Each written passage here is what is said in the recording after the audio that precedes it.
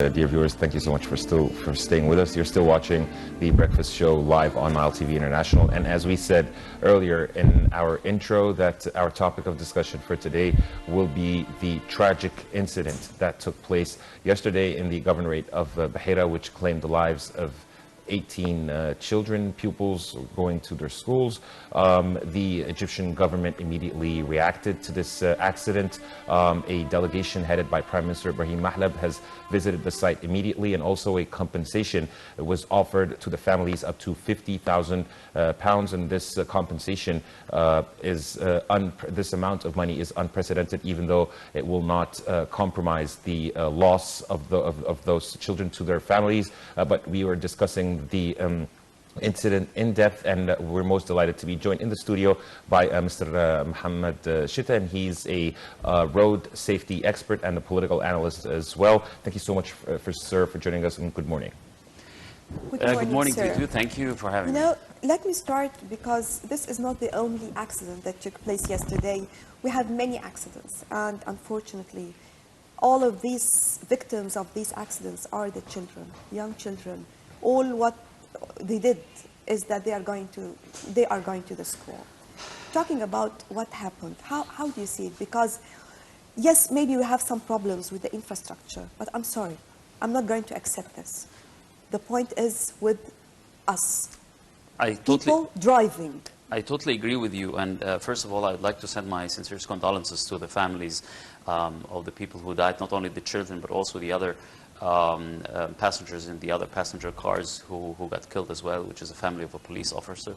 The negligence which we have in this whole road safety system is becoming unacceptable. We have been talking about this for years now, and as you might remember, we were just here a couple of weeks ago, and we were discussing the previous accident which happened in Upper Egypt, and I told you that if we do not have really big changes and essential changes in the whole road safety system in Egypt, then nothing is going to change, and we'll keep on getting accidents, and actually the accidents will get more severe day by day, because especially the trucks and the buses are getting older. They don't have professional maintenance. People neglect even the new. Well, the new ones get involved in accidents and car crashes because of the drivers, of the irresponsibility. They are so irresponsible when they're driving. They don't care about the lives they have. They're not aware about the danger they put people in through their reckless driving. And I think this is something where we have to see why do they allow themselves to do this on the roads? And the answer is very simple. When there's no law enforcement on the streets, everyone is going to do whatever he wants. You know, you can drive with tires which the validity date has already passed 2 or 3 years ago, and you can drive with the non-working brakes in the car. You can DUI. Sorry? DUI.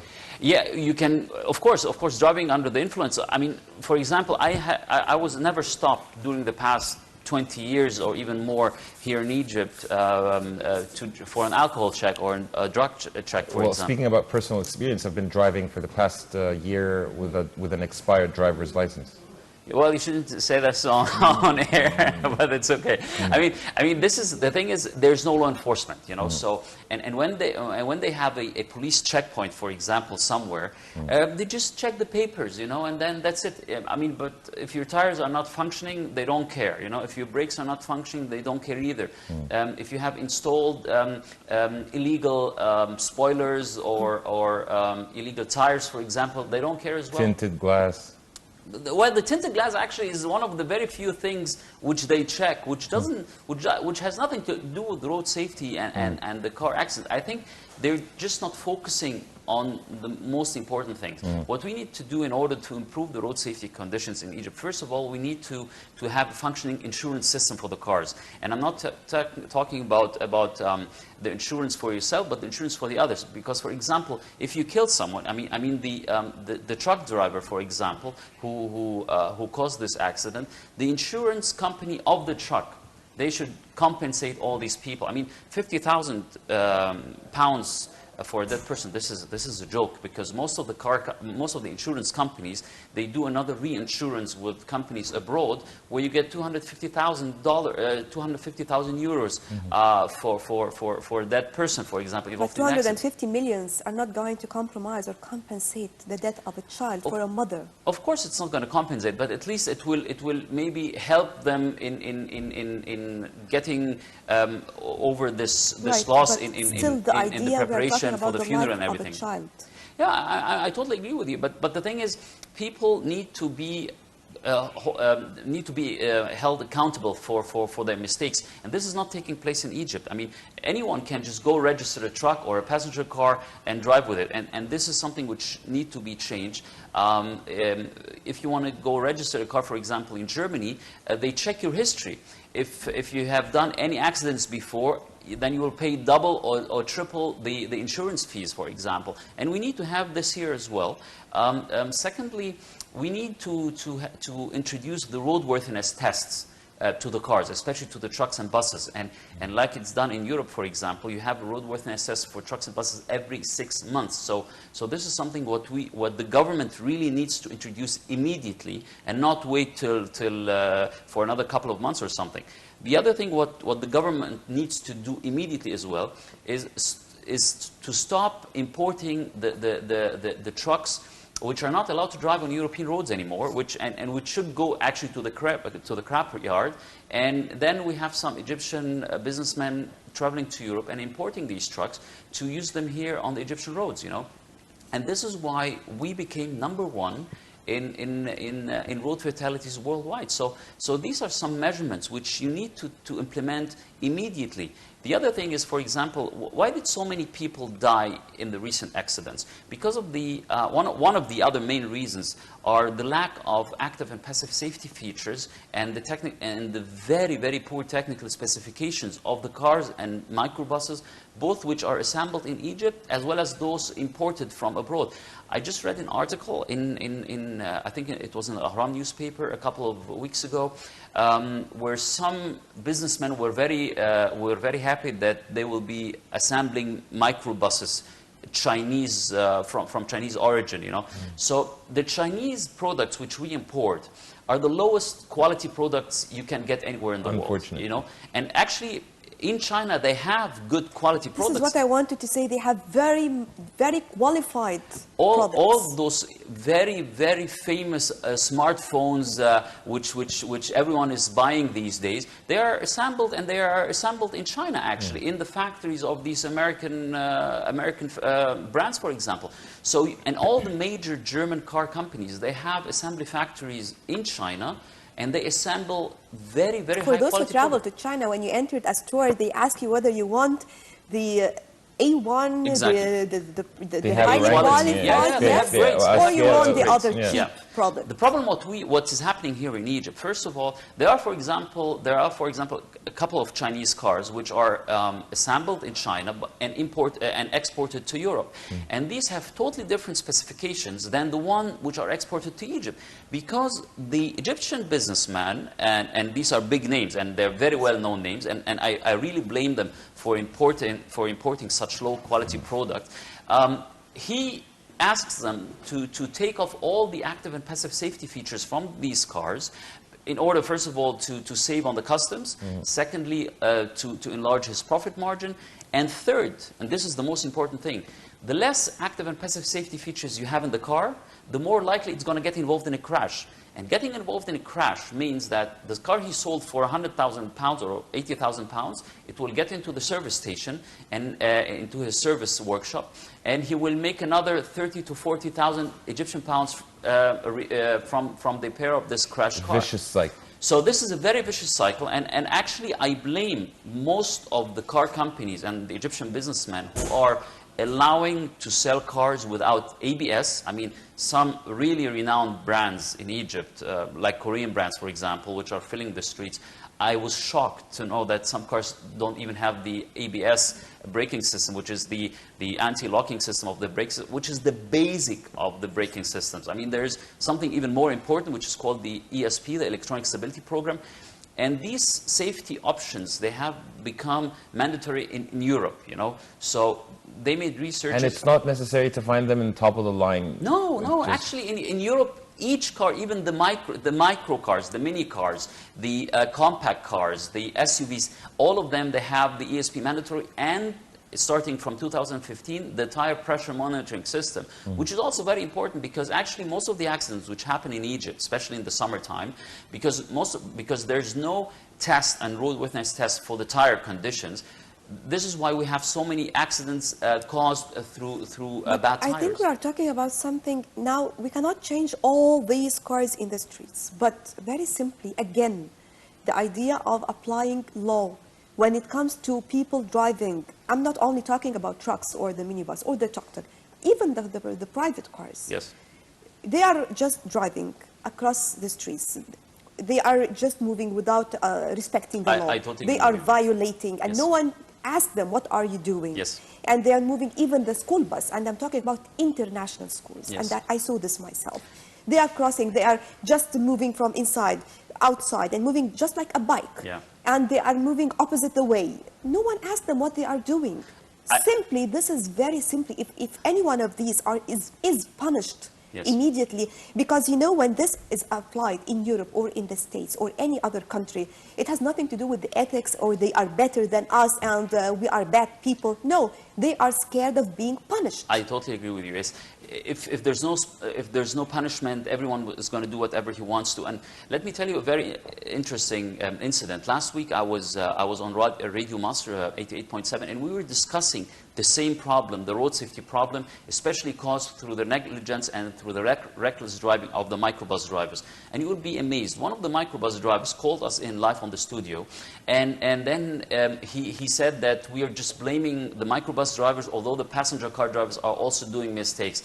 And then I told him, so what gives you the reason to drive so recklessly? He said, well, since the passenger car drivers do this, so I allow myself to do it as well. So this is the concept and the perception of the microbus drivers, that since the passenger car drivers do mistakes on the road and drive recklessly, so I can drive reckless as well. So we need, of course, to punish. I heard this. But in addition, they are blaming the infrastructure. And yes, I'm sorry, which is totally nonsense. This is not accepted. I mean, we don't have to. I mean, it's very obvious that he's looking. They're just looking for any excuse. Laying the blame on. Yeah, actually, just right now when I was coming to the studio, I was listening to Radio Master, and there was also a truck driver who called the studio, and he said, "You are all blaming the truck drivers since yesterday, and this is not correct. You have to blame the traffic departments and the road authority." I mean, what does the road authority has to do because they with are not your reckless punishing driving? him. You know, they're just trying to find an excuse. But at one point, and I have to agree with this truck driver, that the traffic department are not doing their job correctly. Because actually, if they would be enforcing the law heavily 24 hours a day, like it's happening in Europe, if they're using mobile radars, not the stationary radars, because the stationary radars, they're just useless. They have to use mobile radars installed on moving police cars, on motorcycles, for example, just like it's the case in Europe, because the stationary radars, everyone knows where they are, so they just drive very slowly when they are at that location, and afterwards they drive like the devils, you know. Yeah, the passengers used to buy radar detectors. Detectors as well, yeah. Well, the thing is, I don't think that the radar detectors can detect the stationary radars. They can just detect the mobile radars of the police cars because of the waves of these radar pistols and things like that. But actually, so anyone buying a radar detector in Egypt, he will not probably, it will not help him much. But let me get back also to a very important role which is missing in this whole system: the role of the media. This is something we need awareness campaigns. We need public as well as media awareness campaigns, because actually most of the media, both the private sector media as well as the public sector media, they are But not again, aware let me about hear, we have to move into a break, but it is not the role of media. Again, it is the role of applying law on the roads. Let's move on to a quick break, and we'll be back to resume the breakfast show.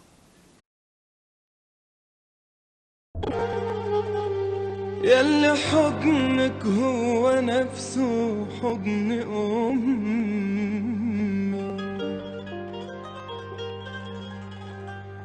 يلي ليكي فيا أكتر من اللي ليا،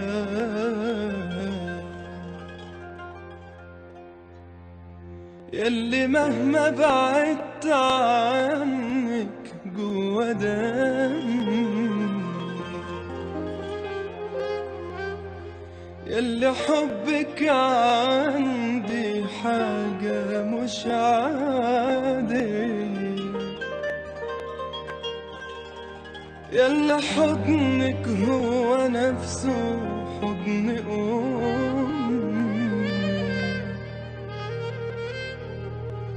يلي ليكي فيا أكتر من اللي ليا،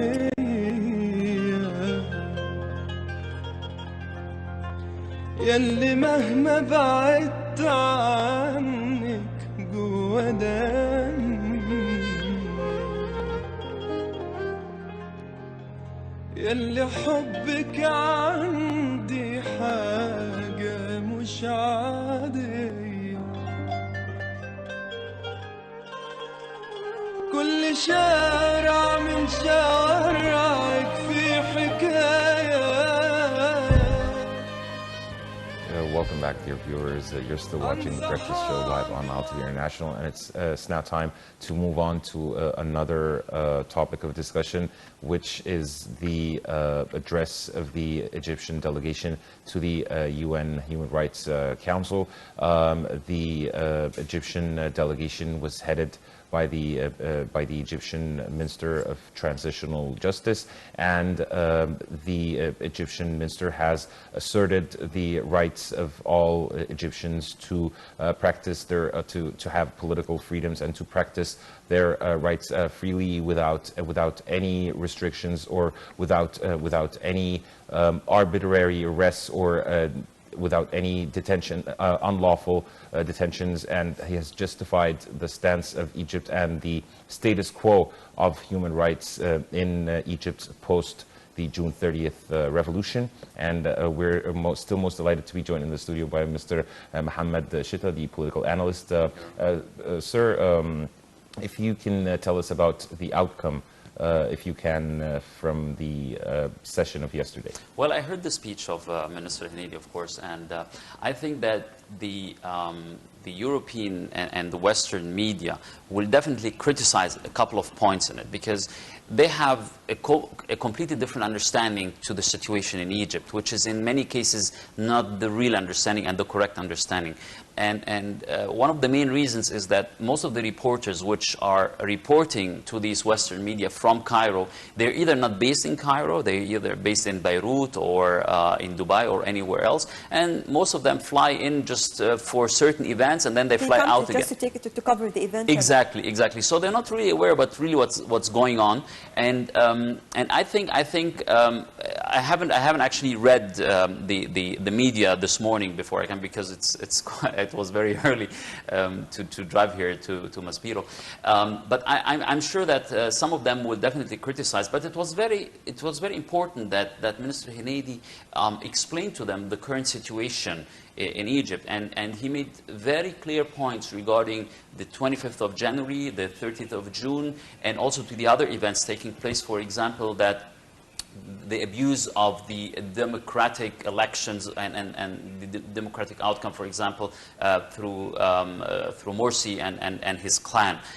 So I think it was very important that he made this very clear, and that this is the current official statement of Egypt, and making clear that we are not against democracy. We are on the right path, but it's different implementing democracy in a country where you have a huge percentage of poverty, for example, and a huge influence from outside the country as well, because as we know, many countries and many persons and many interests from outside Egypt and from the surrounding area have totally different interests in Egypt, in Egypt becoming either a democratic or a non-democratic state. So I think that was very important to clear out these points, and I think there will be lots of discussions, of course, about this speech, which we'll have to analyze during the next few days.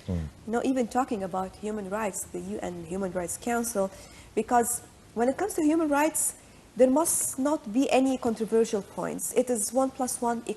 Yes. But still, they are taking certain accidents, certain events that take place, and they talk about it, and there are other things that are completely ignored. Of course, one of the examples which are completely ignored is, for example, the well-being of the criminals or the well-being of the people who did crimes or terroristic acts or something like that. And of course, this is unacceptable because if, I mean, of course, you have to grant them their human rights as well. But on the other hand, where are the rights for the people who got killed through some of these terrorist acts or through some of these crimes as well? You know, so the Egyptian government has to make a very smart balance between keeping the human rights for certain groups, which are very obvious that they're trying to harm the Egyptian people in general and also Egypt overall, and also at the same time try to keep order in the country, because there's not one single country in the world which where anyone can just do anything. You know, I mean, there has to be some orders, there has to be some rules for demonstrations, for example. If you go to, we had a couple of demonstrations in Germany, in Cologne and other parts of Germany, and there's nothing called you just go and do your demonstration and the police can't do anything about it. The rule of law prevails everywhere. Of course. Sorry to jump in here, but Sure. speaking about other countries, something that I don't understand, and as an expert, I would really appreciate it if you can explain or elaborate. The United States bringing Egypt under fire yesterday, and at the same time, by the end of the week, we're expecting the Apache helicopters. The relation between Egypt and the United States is a very unique and very extraordinary relationship. You know, on the same time, at one point they're criticizing Egypt, they're trying to put pressure on Egypt, and at the same time they know that they can't live without Egypt, because they know if Egypt would, for example, go down or would be a chaotic state, for example, they would even lose more, because we saw what happened during the past 3 years, and actually one of the first country which did not benefit and had lots of disadvantage from this was the United States. You know, so they're just trying to balance the relationship Which between is Egypt. normal, as they always do. Yeah, but actually, I think Egypt has to look more for its own benefits and But its. even just to conclude, again, I want to say that I wish I can hear the Human Rights Council when we have soldiers killed on our borders or bombed every day, and these people who are killed for nothing, but they are just standing, working, and protecting their country. Yes. I didn't hear them talking about this, and I always hear them talking about people in prison and the rights. And just as you said, terrorists we are talking about the rights inside the prison and many different things, demonstrations, but we have also to think about these people killed every day. There's a very easy explanation for this. If you look, why does the public... In less than a minute. Yeah, sure. Why does the public opinion, as well as the media, and of course such international organizations, have a certain trend or a certain strategy or a certain opinion? Some of the journalists writing for some of the newspaper in Europe, for example, they sympathize with certain terroristic groups, for example, or they have some background relating, for example, to the Muslim Brotherhood group right now. And if you look at them, you'll find them Egyptians, for example, or Jordanians, or Lebanese, or Palestinians, living in Europe and writing for these German or for these British or this French newspaper, and then they take these headlines and say, Le Figaro, he wrote something about this, or Die Tageszeitung in Germany wrote something about this, or Der Spiegel wrote something about this, and they try, of course, to manipulate the public opinion in these countries. And this is why some of the international organizations like Human Rights Watch or others, they have a completely wrong impression about what's going on here, because they had their sources from not credible writers, actually, and not credible journalists. Right. Mr. Mohamed Sheta, road safety expert and also political analyst, thank you very much for joining us. And right now,